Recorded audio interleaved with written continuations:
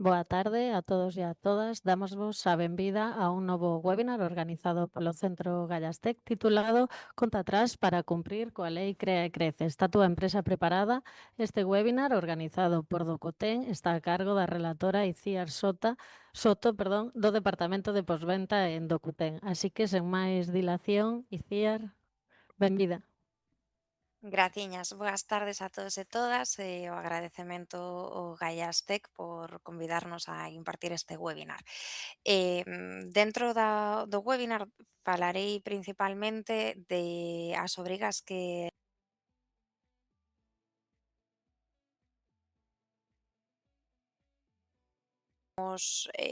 modificar a nosa forma de facturar e de recibir facturas. Pero, antes de nada, gostaríame presentar Docuten. Docuten é unha empresa de tecnoloxía, somos unha empresa de software que levamos dende o ano 2009 axudando, pois os nosos clientes a cumprir as obrigas normativas, no? Por unha parte, todo relativo á facturación electrónica e por outro, pois tamén a asignatura dixital e máis concretamente nos últimos anos, a asignatura dixital en determinados procesos que son críticos como documentación de transporte, recursos humanos ou, por exemplo, contratos alimentarios. Mais aló do que do Qten tamén temos pois moitos parceiros que neste caso ten integración con a nosa plataforma e que o que fai é que, digamos, esa conexión cos nosos sistemas e con Docuten sexa unha forma moito máis sinxela. Por outra parte, na parte de asignatura electrónica somos prestadores cualificados de servizos de confianza, isto que significa que temos validez en toda a Unión Europea e, polo tanto, temos un recoñecemento transfronteirizo e na parte de factura electrónica non soamente estamos habilitados para facturar a ámbito nacional, senón tamén a ámbito internacional a través da rede Peupol, da que falarei máis adiante cara a este webinar. Gústanos decir que non hai nada máis ilustrativo que os clientes que a día de hoxe confían en nós. Estos son algúns dos nosos clientes na parte de facturación electrónica.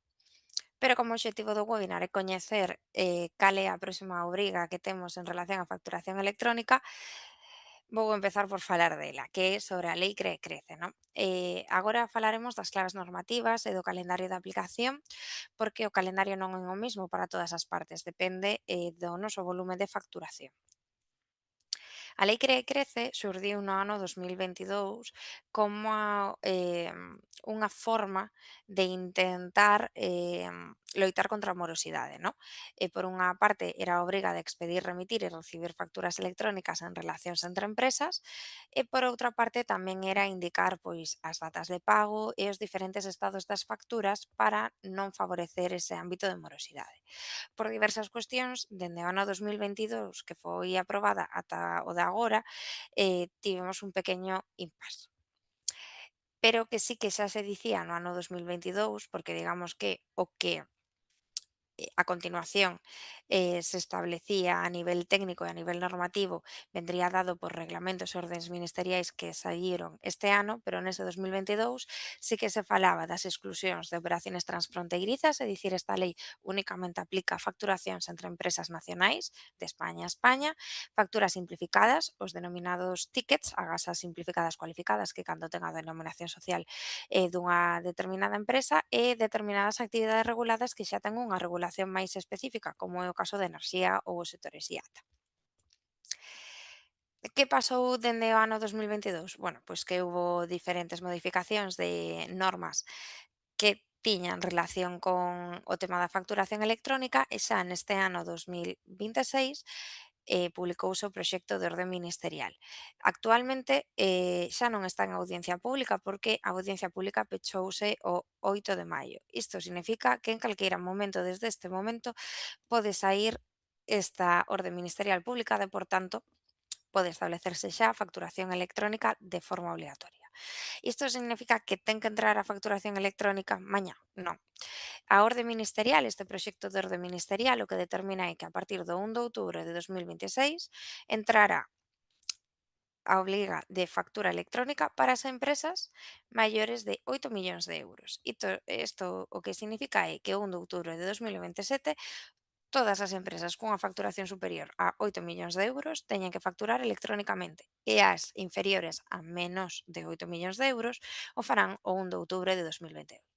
O que será este proceso é algo un pouco complexo. E o motivo é que durante un tempo as empresas facturarán en electrónico, pero poderán recibir en diferentes formatos.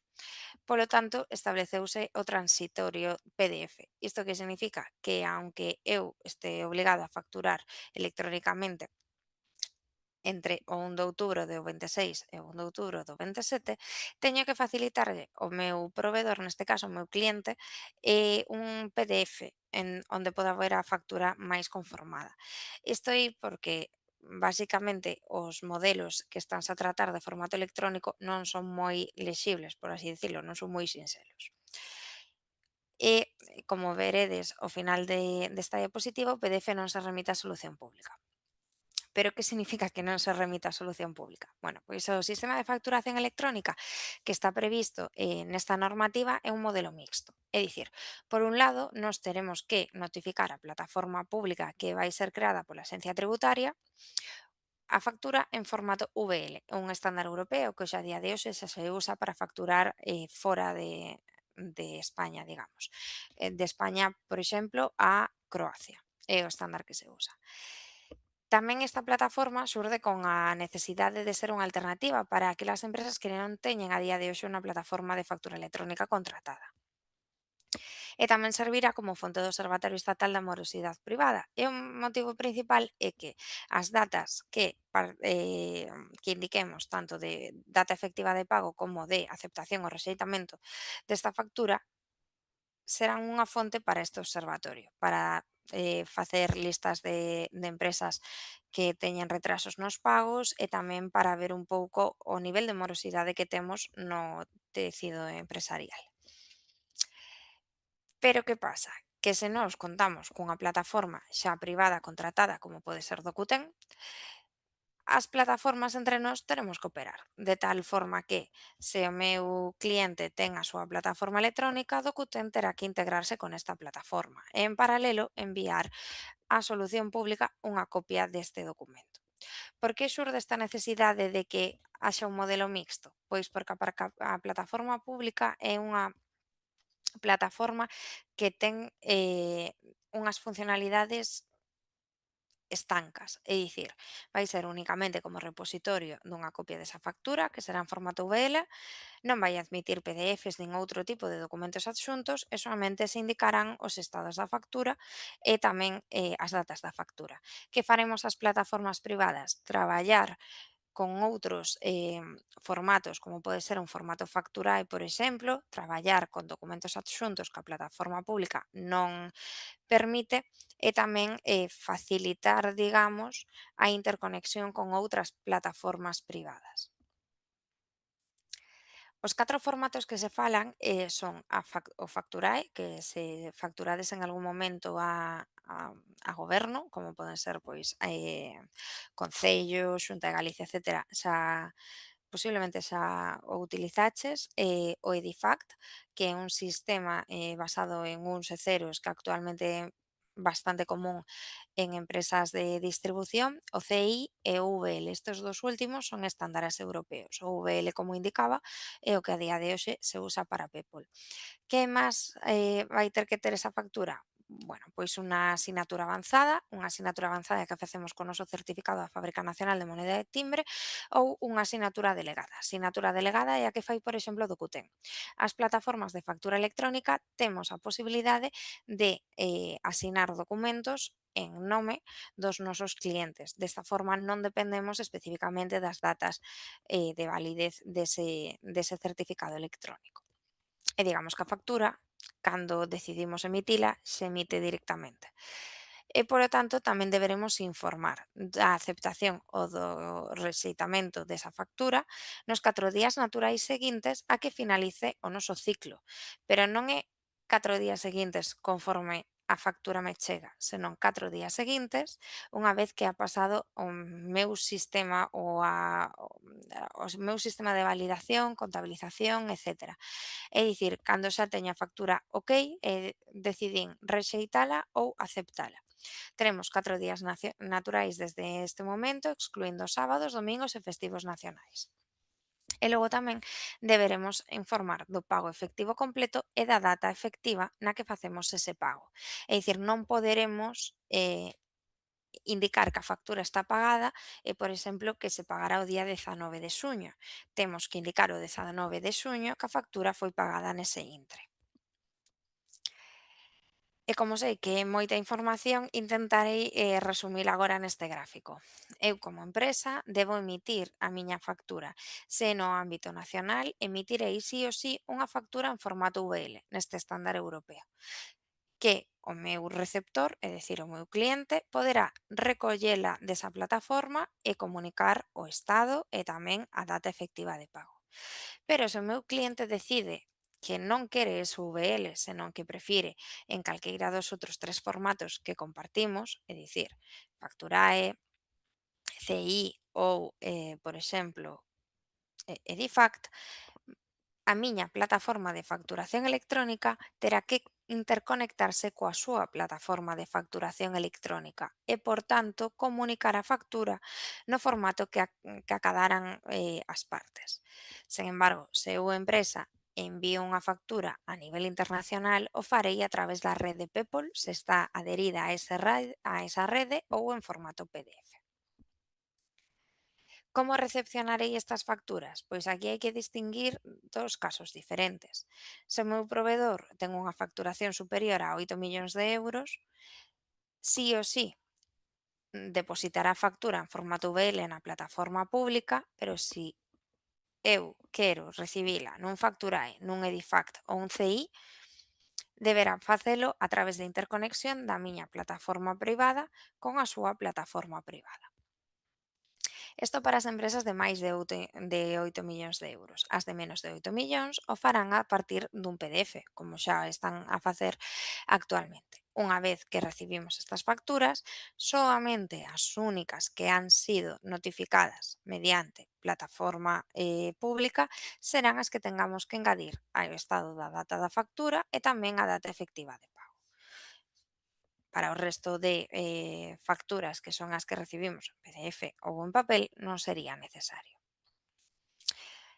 E ao final, na parte normativa, isto é o que acontece na parte da Lei Crea e Crece, pero non temos que olvidar que hai xa un marco regulatorio nacional e internacional.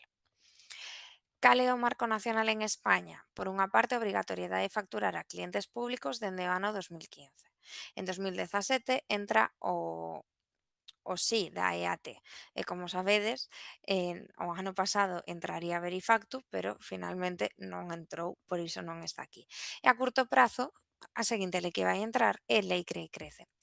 A orde ministerial, como xa dicía, marca o comezo o 1 de octubre de 2026. Por lo tanto, a norma ten que ser aprobada con anterioridade a esa data.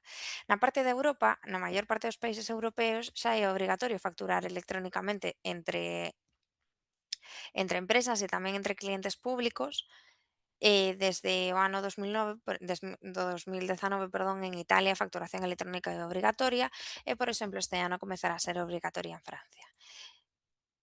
Como se resolve isto? Vale, pois, cando nos facturamos no marco regulatorio nacional, actualmente, a día de hoxe, temos para B2G, é dicir, cando facturamos ao goberno, o uso do estándar Facturae a través da plataforma FACE ou dos puntos xerais de entrada de cada un dos organismos autonómicos, estatais ou locais. Cando facturamos entre empresas, o de agora, podemos facturar a través dun PDF, notificado mediante correo electrónico, a través dun XML notificado a través da plataforma FACE B2B, ser ese contratista do sector público, ou a través de moitos portais de provedores que están accesibles, pois, por exemplo, en PDF ou en XML. Pero cando facturemos en empresas, unha vez que entre Lei Crea e Crece, sí ou sí, facturaremos mediante plataforma estatal en formato VL e subsidiariamente, se o noso cliente o necesita, en formatos EDIFACT, CI ou Facturae mediante interconexión de plataformas. Pero isto solamente afecta de empresa a empresa, porque de cara ao consumidor final seguiremos enviando un email cun PDF adxunto ou podemos imprimir a factura en papel. No marco regulatorio internacional existe a rede PEPPOL, que é unha rede de distribución na que están presentes máis de 120 países, e na que o estándar se usa o VL, o mesmo que usaremos en España, e permite o intercambio de facturas e tamén a tramitación de estados. Todos os países que vedes aquí son o top 20 de países que usan esta rede. Como vedes, un deles é España. Como queda este marco na parte regulatoria con Docuten ou con calquera outra plataforma de factura electrónica? A empresa, a través dunha plataforma privada de facturación electrónica, remite a factura. Se o goberno o remitirá ao punto xeral de entrada no estándar que aconteza, neste momento, como podéis ver, Facturae, sea a nivel nacional, ou VL, sea a nivel internacional, a través da rede PEPOL. Se facturamos a cliente final, é dicir, B2C, facturaremos seguramente mediante email en un VL ou un PDF. E se estamos facturando entre empresas, na parte nacional será mediante plataforma Cree Crece, se teño a obriga, mediante face B2B o correo electrónico, e se estou en internacional, dependendo de se esta empresa factura nun país que está adherido a PEPOL, o facturará mediante PEPOL en VL ou, se non está, mediante email en PDF. Neste fluxo hai unha cousa que non aparece pero que é importante. Con independencia de como se emita esa factura, na parte nacional nos temos unha obriga, que é o reporte fiscal, sería un paso máis aló. É dicir, cando nós emitimos a factura e comunicada, o seguinte paso debería ser ou comunicala o SI, o suministro de información inmediato do IVA, ou comunicalo ao Verifactu, dependendo do tipo de facturación. E isto é importante porque non debemos confundir que Lei Cree Crece e Verifactu son a mesma cousa. Lei Cree Crece naceu para reducir a morosidade, para reducir, digamos, os períodos de pago. E tamén para favorecer pois un clima máis sustentável con a eliminación do papel, ¿no? Pero soamente afecta o caso das empresas que facturan entre elas, vale? No caso de Verifactu, vino para reducir o fraude fiscal. E aquí afecta tanto a factura B2B como B2C, é dicir, entre empresas e cliente final. A día de hoxe está previsto que entre o 1 de xaneiro de 2027 para as empresas e o 1 de xullo de 2027 para os autónomos. Van a confluir posiblemente as dúas normas. As multas / sancións son totalmente diferentes. Unha é basicamente por non reportar esas facturas, tanto simplificadas como facturas completas na parte de antifraude e no caso da Lei Cree Crece pode ser por diferentes motivos. No caso dos prazos de pago, por non aceptar ou rexeitar esa factura ou incluso por non emitir en electrónico. Estas dos normas entrarán neste ano 2020, no ano 2026-2027. É importante telo en conta. E como debemos telo en conta? Bueno, pois como aseguramos ese complemento normativo? Na miña experiencia, o complemento normativo debería ser na procura dunha solución que cumpla aspectos que para mí son fundamentais cando traballamos na emisión de factura. O primeiro é que teña experiencia, no?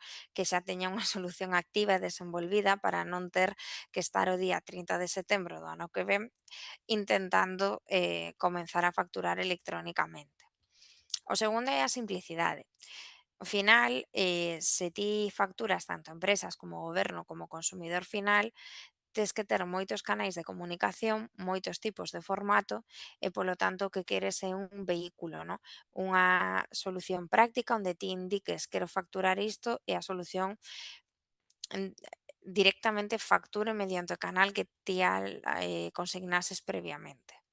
Tamén que se poidan anexar documentos. Ao final, na parte de Lecre Crece, se temos unha factura e informamos en VL, non poderemos adxuntar pois notas, albaráns, excels, etcétera.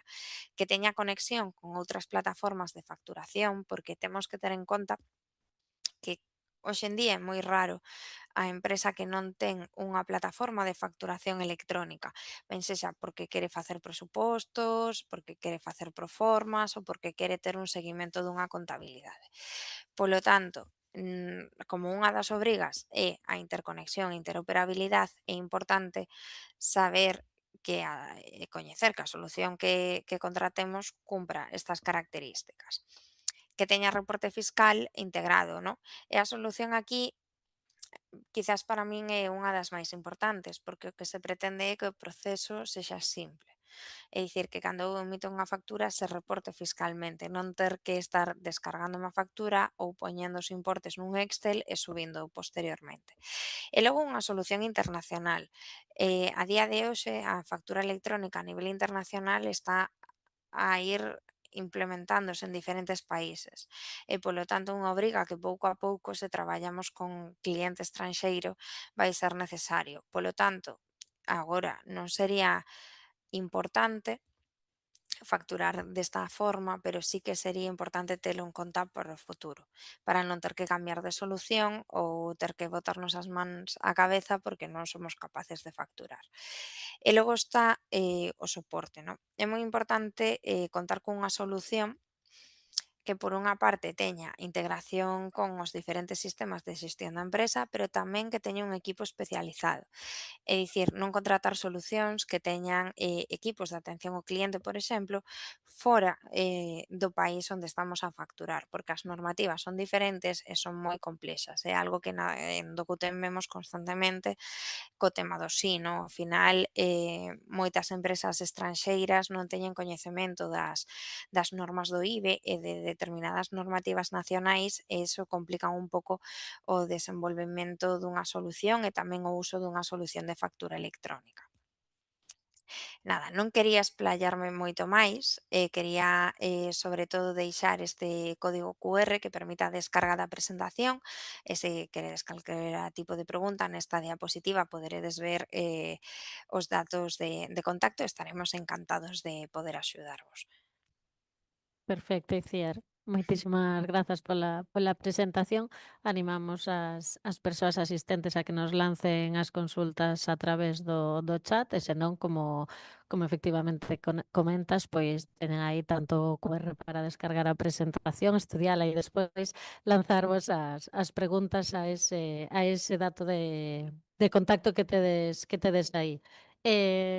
Moitísimas grazas a Docuten por impartir este webinar aquí no Centro Gallastec e a verdade é que é unha temática da que todos temos que estar, bueno, máis que postos ao día porque xa está comprovado que máis tarde que pronto vamos a ter que pôr todo isto en marcha. Entón, bueno, pois efectivamente temos que ter en conta estas cuestións. Non sei se queres rematar con algún punto así que digas isto é algo do que non se pode esquecer nadie, algo a modo resumen de de Bueno, alarma ou alarma non, porque non me gusta, xerar alarma, pero sí que é efectivamente. certo que co retraso de Verifactu hai o run run de que posiblemente esta norma se retrase e outras, relacionadas co transporte, por exemplo, que están a entrar en vigor en outubro. A realidade é que esta norma, vén dun proceso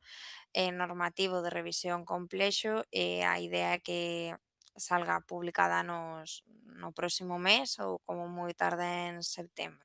Creo que é bo momento no verán, además de para irnos de vacacións, tamén para reflexionar sobre como estamos facturando, cales son os nosos tipos de cliente e os Xusto. nosos tipos de provedores e a partir de alí, cando sexa publicada a norma, pois xa ter unha foto previa para poder traballar os nosos procesos dunha forma xa máis digital. Sí, facer como unha pequena transición, non? E avaliación Exacto. sobre todo dos procesos que ten cada entidade.